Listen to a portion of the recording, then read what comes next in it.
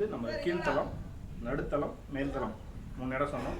இப்போ நம்ம இருக்கிறது வந்து நடுத்தளத்தில் இருக்கும். அந்தாண்ட பார்த்தீங்கன்னா மசூதி மாரி ஒன்று கட்டியிருக்காங்க. அது வந்து ஸ்டெப்ஸ் இறங்கி வந்தீங்கன்னா இப்படியே இறங்கி வரணும். அதுக்கு பக்கத்தில் பார்த்தீங்கன்னா கோயில் இருக்குது. நம்ம உள்ளுக்கு போய் அது என்னென்னு பார்க்கலாம். நம்ம இப்போ நிற்கிற இடம் பார்த்தீங்கன்னா இதில் பார்த்தீங்கன்னா ஹனுமான் இருக்காருன்னு சொல்கிறாங்க. அது யாருன்றதை பார்த்து கன்ஃபார்ம் பண்ணிடுவோம். ஹனுமன் தான், ஹனுமன் சிலை தான் உள்ளுக்கு இருக்குது. மேலே பார்த்தீங்கன்னா ராமம் போட்டிருக்கு. இந்தாண்டா அது சாமிக்கான ரெண்டுமே வச்சு சங்கு சக்கரம். ஸோ ஹனுமான் வந்து ராமர் பக்தர். ராமர் பக்தர். அதுதான் பக்கத்தில் சிவன். இந்தாண்ட பார்த்தீங்கன்னா சிவலிங்கம். மேலே வந்து அந்த ஸ்ட்ரக்சர்ஸ் ஃபுல்லாகவே உடஞ்சிருக்கு, சிதிலம் அடைஞ்சிருக்குன்னு சொல்லணும். பட் இந்த இடத்துல சிலை வச்சு வணங்கியிருக்காங்க. இன்னொரு விஷயம் இதில் என்னென்னா, கீழ்த்தளத்தில் அப்படியே கிட்ட போனீங்கன்னா அந்த இடத்துல பார்த்தீங்கன்னா 1 2 3 4 5 6 7 8 9 ஓட்டைகள் இருக்குங்களா. இந்த இடத்துல வந்து சிப்பாய்கள் அந்த ஓட்டை வழியாக கீழே என்னென்னலாம் நடக்குது அப்படின்றத வந்து இந்த இடத்துல இருந்து தான் வந்து கண்காணிப்பாங்க. அதேமாதிரி மேலே பார்த்தீங்கன்னா போல்ஸ் நிறையா இருக்கும். இங்கே கீழேருந்து எப்படி கீழே சிப்பாய்களை பார்ப்பாங்க, இந்த இடத்துல இருந்து எப்படி பார்ப்பாங்களோ அதேமாரி மேல்தளத்தில் இருந்தும் வியூ பண்ணுறதுக்கு போல்ஸ் கொடுத்துருக்காங்க. இந்த இடத்துலையும் பார்த்தீங்கன்னா எல்லா இடமும் ஹோல்ஸும் நல்லா தெளிவாகவே தெரியுது. அழகாக அதுக்கு மட்டும் எல்லா இடத்துலையுமே வந்து முடிஞ்ச அளவுக்கு வீரர்கள் வந்து, அதாவது எதிர்நாட்டு வீரர்கள் வந்துட்டாங்கன்னா தடுக்கிறதுக்கான முன்னெச்சரிக்கை நடவடிக்கை நிறையாவே எடுத்திருக்காங்க. அதே சமயம் முஸ்லீம்காக அங்கே மசூதி இருக்கிறதா இருக்கட்டும், இந்துக்காக பார்த்தீங்கன்னா அனுமார், அது சிவன், அங்கே பிள்ளையார் ஸ்ட்ரக்சர் இருக்குது. இது எல்லாமே வந்து இங்கே இந்த இடத்துல வந்து போர்வீரர்கள் தங்கி வணங்குறதுக்குன்னு சொல்லி யூஸ் பண்ணிட்டு இருக்காங்க. அப்புறம் பார்த்தீங்கன்னா இந்த இடம் மெயினாக சொல்லணும். இந்த இடத்துல என்னடா ஒரு கோல் இருக்குன்னு பார்த்தோம். இதுக்கு ஆப்போசிட் நேரில் வந்து அங்கேயும் வந்து ஒரு கோல் இருக்குது. அதாவது ஒரு அந்த சைஸுக்கு இருக்கிற ஒரு கட்டையை வச்சு இந்த இடம் வந்து அடைச்சிருப்பாங்க அப்படின்றத யூகிக்க முடியுது. ஏன்னா அது ஸ்ட்ரைட் டு ஸ்ட்ரைட் வந்து ஸ்ட்ரைட்டாகவே நேராகவே இருக்குது. இந்த இடத்துல ஒரு கட்டையை வச்சு இந்த இடத்துல ஒரு ஸ்டெப் மறைக்கிறதுக்கான, அதாவது க்ளோஸ் பண்ணுறதுக்காக, தடுப்பு அமைப்பதற்கான அனைத்து சாத்தியக்கூறுகளும் இருக்குது. நம்ம அடுத்தது இப்போ அப்படியே பாருங்க, அந்த கல்லில் ஒரு டிசைன் இருக்கு. அங்கே பார்க்கணுமா? அங்கேருந்து பார்த்தா அந்த டிசைன் தெரியுதுங்க. சொல்லுங்கள், என்னன்னு சொல்லுங்கள். அந்த டிசைன் சீக்கிரம் சொல்லுங்கள். அந்த டிசைன் ஒரு லேடி மாதிரியும் இருக்குது. அட் சேம் டைமில் ஹனுமர் மாதிரி அந்த முக அமைப்புகள் இருக்கு இல்லையா, வந்து க்ளோஸ்அப்பில் எடுத்தீங்கன்னா தெளிவாக தெரியும். இந்தாண்ட ஒரு கேட் கண்டிப்பாக இந்த இடத்துலையும் வந்து இந்த இடத்துல இது பூட்டியிருக்கு மனுஷங்க நடந்து போகிறதுக்கு. இந்தாண்ட மேலே கோட்டைக்கு மேலே யானை வரும்லாம் சொல்ல முடியாது, ஆனால் அந்த அளவுக்கு வந்து கொடுத்துருக்காங்க. வாங்க கொடுத்துருக்கோம்.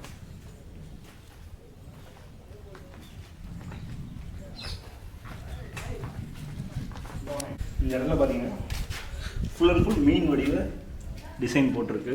முன்னாடி அங்கேயும் வந்து ஒன்று இருந்தது. இந்த தூண்கள்லாம் பார்த்திங்கன்னா நம்ம கோயிலில் இருக்கிற அந்த சிற்பக்கலையில் வந்து இந்த தூண்லாம் செஞ்சுருக்காங்க. இதெல்லாம் பார்க்கும்போது பாண்டிய மன்னர்களால் வந்து முன்னாடி கட்டியிருக்கலாமோ அப்படின்னு நினைக்கலாம் முடியும். நம்ம எதையுமே வந்து கன்ஃபர்மேஷன் சொல்ல முடியாது. ஃபுல் அண்ட் ஃபுல் பார்த்திங்கன்னா கோயில் கல், அதாவது கோயிலோட கல்லில் தான் இந்த கல்லில் தான் கோயிலோட கல் எல்லாமே இருக்கும். இது தூண், கோயிலில் இருக்கிற தூண் அதே தூண் தான் இது எல்லாமே இருக்குது. அதேமாரி மேலேயும் பார்த்தீங்கன்னா கோயிலில் எல்லா கோயிலையும், பெருமாள் கோயிலும் சரி, சிவன் கோயிலையும் சரி பார்த்தீங்கன்னா இந்த மாதிரி தான் இருக்கும். அந்த சிற்பம் கீழே மாடு, கீழே சிவலிங்கம், இதை இங்கே வந்து கிட்ட காமிக்கலாம். அதெல்லாம் வந்து எதுவுமே இல்லை. பார்த்தீங்கன்னா டிசைனு ஃபுல் அண்ட் ஃபுல் கோயிலில் அந்த காலத்தில் அந்த காலகட்ட கோயில் சிவலிங்கம் அங்கே அதில் வந்து மாடு கீழே வந்து அந்த சிவலிங்கம் இருக்கிற மாதிரி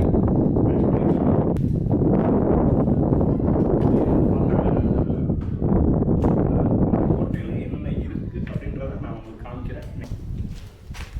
இது வந்து கீழே போகிறதுக்கான ஸ்டெப்ஸு. நம்மளுக்கு கீழே ஃபஸ்ட்லேயே காமிச்சிருப்பேன். சைடில் வந்து ஒரு அகலி இருக்கிற மாதிரி காமிச்சிருப்போம். இல்லைனாலும் நான் இப்போ காமிக்கிறேன் பாருங்கள். இது உள்ளுக்கு போகிற என்ட்ரன்ஸ். இதை வந்து க்ளோஸ் பண்ணி வச்சுருக்காங்க. ஓப்பன் பண்ணிட்டு போகலான்னு நினைக்கிறேன். அது வந்து டேஞ்சர், அதில் போகக்கூடாது. பூட்டு போட்டிருக்காங்க. உள்ளுக்கு பூட்டு போட்டிருக்காங்க. உள்ளுக்கு அதேமாதிரி இங்கே வாங்களேன். இதில் பாருங்கள், மீன் ஸ்ட்ரக்சர் பொறிச்சிருக்காங்க பாருங்க. நிறைய இடத்துல இந்த மீனோட இது பார்க்கலாம். இந்தாண்ட கோயிலுக்கானது, இந்தாண்ட மசூதிக்கானது. எப்படி இருந்திருக்காங்க அந்த காலத்தில். அப்படியே அவங்க மேலே போ, அந்த இடத்துக்கு போனால் அந்த அகலியை காமிக்கும். இப்படியே வந்தீங்கன்னா நான் சொன்னேன்ல, இது வந்து நடுத்தளம், கீழ்த்தளம், நடுத்தளம், மேல்தளம். நடுத்தளத்தில் இவ்வளோ இருக்குது. இந்த இடம் வந்தீங்கன்னா கண்டிப்பாக உங்களுக்கு பிடிக்கும். அந்த இடத்துல இருந்தால் இப்போ வந்தோம், அது வழியே அடியில் வந்தோம்னா இங்கே பாருங்க, இது வழியே நடந்து இறங்கி போகலாம். அதெல்லாம் யாரும் போக மாட்டாங்க, ஜஸ்ட் அவங்க வச்சுருக்காங்க. அது வந்து பெரிய அகலின்னு சொல்லணும், பெருசு.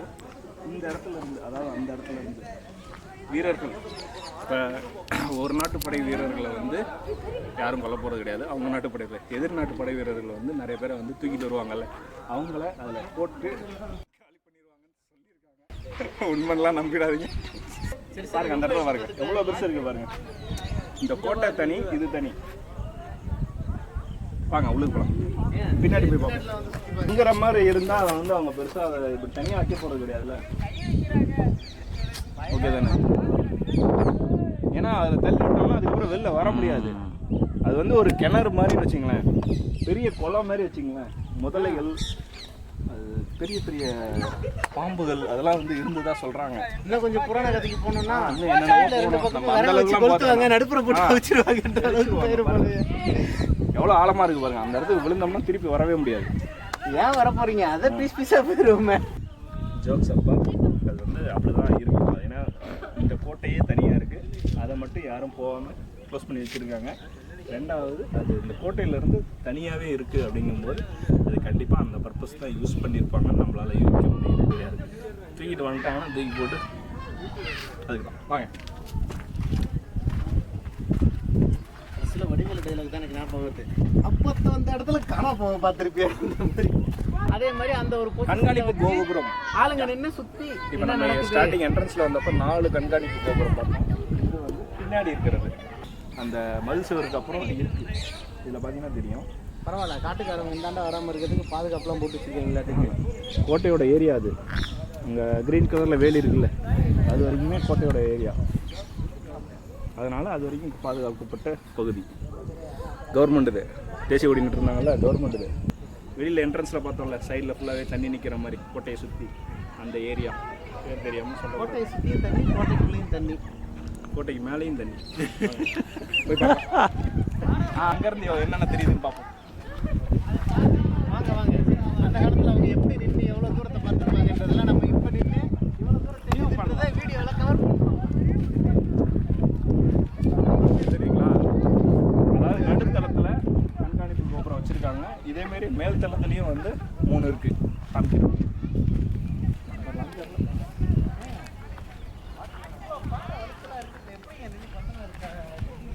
கொத்தனார் எதுங்க தேவை? காமிங்க. அதில் ஏதாவது கொத்தனார் பூசி இருக்காரா? எதுவுமே இல்லை, வெறும் கல் தான். கல்லை வச்சு தான் அடுக்கி வச்சுருக்காங்க. கொத்தனாருக்கு தேவையே. சரி, கல்லை வச்சு அடுக்கிறதுக்கு பாருங்க, நடுப்புற ஒட்டி இருக்காங்க பாருங்க. நீங்க தான் தப்பா சொல்லிட்டீங்க. அப்புறம் சிமெண்ட்டே இருக்காது. பாருங்க, எதை வச்சு ஒட்டியிருப்பாங்க?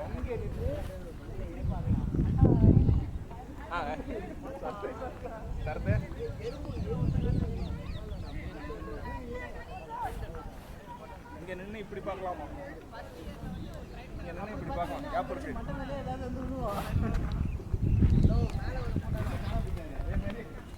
2 3 ஏரியா கவர் பண்ணலாம். இந்த இடத்துல இருந்து இந்த சைடு ஃபுல்லாக கவர் ஸ்பாட் ஒன்று. அதுவும் பாருங்களேன், இப்படிலாம் கட்டல, நல்லா வைட் ஆங்கிளில் கட்டியிருக்காங்க. வியூ நல்லா அகலத்துக்கு தெரியணுன்ட்டு. எனக்கு தெரிஞ்சு அதுவே ஒரு கண்காணிப்பு கோபுரம் தான். அந்த வளைவு இருக்கு. கண்காணிப்பு கோபுரம் பார்த்தீங்கன்னா அங்கே பார்த்த மாதிரி இது ஒரு கண்காணிப்பு கோபுரம். இங்கே வந்து உள்ள கீழே இறங்குற மாதிரி பாதை இருந்திருக்கு. நம்ம இதை வச்சு பூசி அதான் உள்ளுக்குள்ளே இறங்குற மாதிரி இருந்திருக்கு. அதில் தான் பார்த்தீங்கன்னா நம்ம ஆளுங்க தான் இப்போ கட்டுமான வேலை பார்த்துருக்காங்க கவர்மெண்ட்டில். இதில் ஏதோ இருக்குது. அதுக்கப்புறம் இங்கே 1 2 3 4 பக்கம் கரெக்டாக இதில் அப்படியே காமிங்க. மேலே நம்ம கீழே பார்த்த தண்ணி நிற்கிற மாதிரி ஏரியா நீங்கள் இதை பார்த்தீங்கன்னாலும் உங்களுக்கு தெரியும். அந்த கோட்டை தான் என்ன, அதில் தான் என்ன இருக்குதுன்னு தெரியல. நம்ம மேலே இருந்து பார்ப்போம் எதாவது இருக்கான்னு.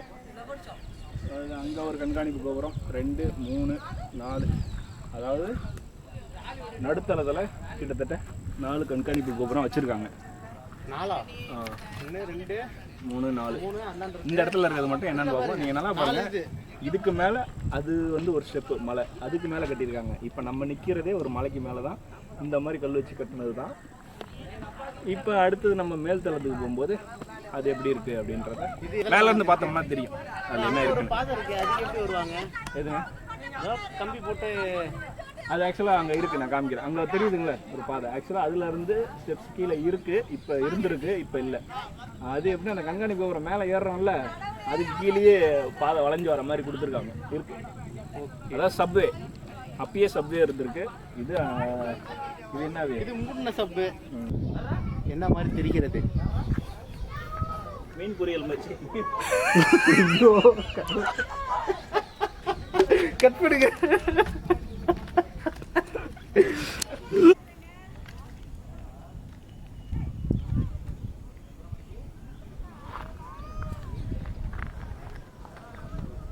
ஏதோ இருக்குங்க.